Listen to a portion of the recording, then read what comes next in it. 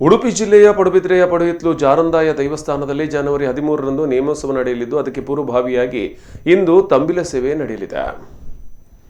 ಜನವರಿ 7ರಂದು ಇಲ್ಲಿ ನೇಮೋತ್ಸವ ನಿಗದಿಗೊಂಡಿತ್ತು. ಆದರೆ ಜಾರಂದಾಯ ಬಂಟ ದೇವಸ್ಥಾನ ಸಮಿತಿ ಮತ್ತು ಸ್ಥಳೀಯರ ರಚಿಸಿರುವ ಟ್ರಸ್ಟ್ನ ಜಟಾಪಟಿಯಿಂದಾಗಿ ನೇಮೋತ್ಸವವನ್ನು ಒಂದು ವಾರಕ್ಕೆ ಮುಂದೂಡಲಾಗಿತ್ತು.